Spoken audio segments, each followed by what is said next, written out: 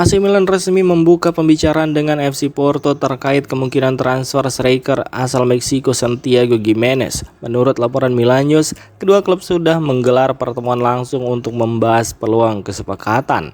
Porto dikabarkan ingin meminjam Giménez lebih dulu dengan opsi pembelian permanen di akhir musim. Namun Milan memasang harga minimal 20 juta euro agar tidak mengalami kerugian setelah mendatangkannya dari Feyenoord pada 2025 lalu.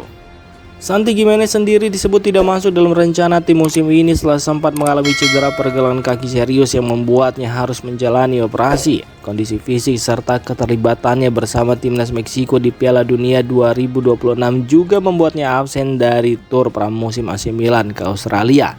Laporan Milan News juga menyebut pelatih Porto Francesco Farioli sudah lama mengagumi kualitas Giménez sejak sang pemain masih membela Feyenoord. Selain Porto, Milan juga mempertimbangkan opsi meminjamkan Giménez ke Lazio, meski proses negosiasinya diperkirakan tidak akan mudah.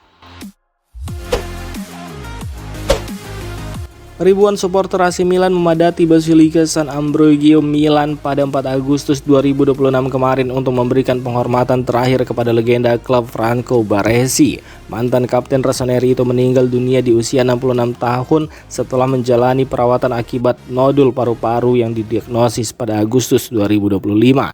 Suasana di sekitar gereja dipenuhi nyanyian, spanduk dan penghormatan dari para pendukung. Sejumlah legenda Milan seperti Paolo Maldini, Daniel Massaro, dan Dejan Savicevic juga hadir dalam prosesi pemakaman. Di tengah suasana duka, pemilik AC Milan Gary Cardinale justru mendapat cemoohan dari sebagian supporter saat keluar dari Basilica. Para fans meneriakan tuntutan agar Cardinale menjual klub dan meninggalkan AC Milan. Sorakan serupa juga ditujukan kepada Presiden Milan Paolo Scaroni. Menurut laporan media Italia, momen tersebut sempat mencuri perhatian di tengah penghormatan terakhir untuk Baresi yang selama ini tetap menjabat sebagai wakil presiden kehormatan AC Milan. Prosesi pemakaman itu menjadi bentuk penghormatan atas jasa besar Franco Baresi sebagai salah satu ikon terbesar dalam sejarah Rossoneri. Kepindahan Pervis Estupiñán ke Aston Villa untuk sementara ditunda. Menurut laporan Milan News, pelatih AC Milan Ruben Amorim meminta manajemen menghentikan proses transfer karena ingin mengevaluasi sang bek lebih dahulu.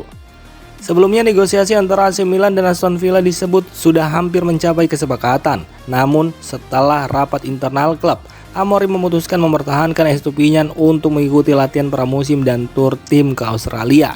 Jurnalis Matteo Moretto melalui kanal YouTube Fabrizio Romano mengungkapkan bahwa kesepakatan kedua klub sebenarnya tinggal selangkah lagi. Namun Amorim ingin melihat langsung performa pemain berusia 27 tahun itu, termasuk saat laga uji coba derby della Madonnina melawan Inter Milan sebelum memutuskan masa depannya.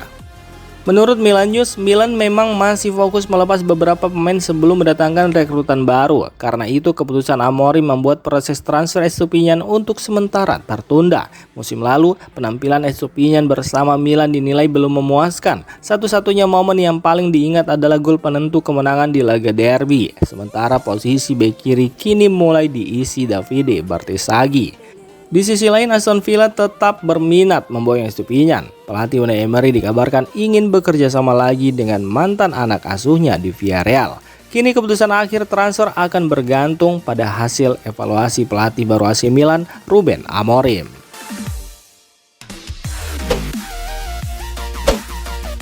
AC Milan menaruh harapan besar kepada Gonzalo Ramos untuk memperkuat lini serang musim ini. Menurut laporan La Gazzetta dello Sport, striker asal Portugal itu datang dengan pengalaman dan mental juara yang diyakini bisa membawa perubahan bagi Rossoneri. Ramos sendiri telah mengoleksi 14 trofi bersama Benfica, Paris Saint-Germain, dan timnas Portugal. Di antaranya ia berhasil meraih 2 gelar Liga Champions secara beruntun, termasuk saat timnya mengalahkan Inter Milan di partai final. La Gazzetta dello Sport juga menilai Milan sudah lama mencari sosok penyerang tajam di kotak penalti sejak era Filippo Inzaghi. Olivier Giroud sempat tampil cukup baik dengan mencetak 49 gol dalam 132 pertandingan pada periode 2021 hingga 2024, tetapi klub belum menemukan penerus yang benar-benar konsisten. Karena itu, pemilik klub Gary Cardinale mendatangkan Gonzalo Ramos beberapa hari setelah Ruben Amorim resmi menjadi pelatih AC Milan. Di usia 25 tahun, Ramos dinilai memiliki kombinasi pengalaman, produktivitas gol, dan kualitas yang sesuai dengan kebutuhan tim. Gonzalo Ramos juga dianggap cocok dengan gaya bermain Amorim yang mengandalkan pressing tinggi. Selain tajam di depan gawang, ia dikenal aktif merebut bola, memiliki tembakan jarak jauh yang baik dan kuat dalam duel udara. Sebagai catatan, Ramos pernah tampil luar biasa bersama Benfica pada musim 2022-2023 dengan mencetak 27 gol dalam 47 pertandingan sebagai starter. Rekor itu diharapkan bisa kembali terulang di AC Milan setelah lebih sering menjadi pemain pengganti selama membela Paris Saint-Germain.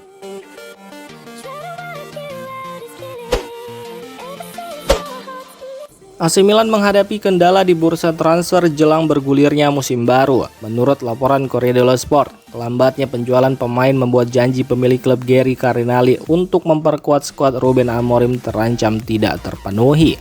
Dengan sekitar 20 hari sebelum laga perdana Serie A melawan Torino, Milan baru mendatangkan 3 pemain baru. 2 pemain direkrut pada Juni dengan total nilai lebih dari 100 juta euro. Sementara 1 pemain lainnya didatangkan pada akhir Juli seharga 3 juta euro. Namun hingga kini belum ada satupun pemain yang berhasil dijual. Corriere dello Sport menyebut kondisi ini menjadi tantangan bagi jajaran manajemen baru yang ditunjuk Carinali sejak pertengahan Juni. Mereka dinilai lebih berpengalaman di bidang pencarian bakat dibanding urusan negosiasi penjualan pemain. Beberapa nama yang masuk daftar jual antara lain Vicky Tomori, Pervis Estupiñán, Ruben Loftus-Cheek, Yusuf Fofana, Samuel Ricci, Yunus Musa, Santiago Gimenez, dan Rafael Leao.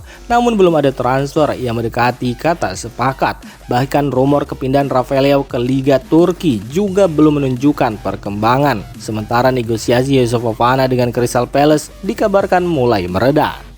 Laporan Corriere dello Sport menambahkan, mandeknya penjualan pemain ikut menghambat rencana Milan mendatangkan pemain baru. Padahal sebelumnya Gary Carinali berjanji akan memberikan dukungan penuh kepada pelatih Ruben Amorim dengan proses transfer yang lebih cepat dibanding musim-musim sebelumnya.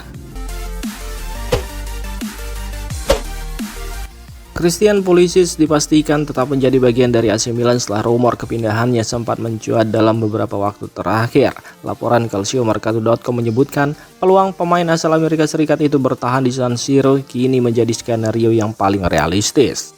Sebelum Piala Dunia, Pulisic sempat dikaitkan dengan kepindahan dari AC Milan. AS Roma dikabarkan sudah melakukan pendekatan awal, tetapi sang pemain memilih menunda pembahasan soal masa depannya agar bisa fokus membela tim nasional Amerika Serikat di turnamen tersebut. Setelah Piala Dunia berakhir, rumor transfer mulai mereda. Galatasaray sempat disebut tertarik perekrut Pulisic, sementara AS Roma kini beralih ke target lain. Wacana kepindahan ke MLS juga tidak berlanjut.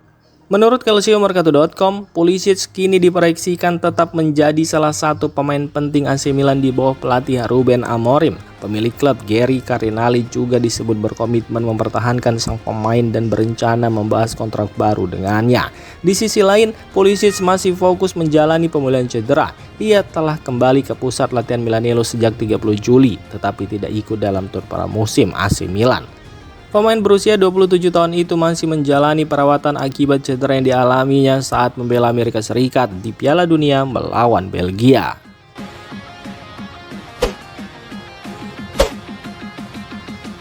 Demikian informasi dunia sepak bola terupdate hari ini.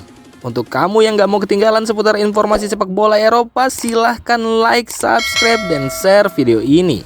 Terima kasih.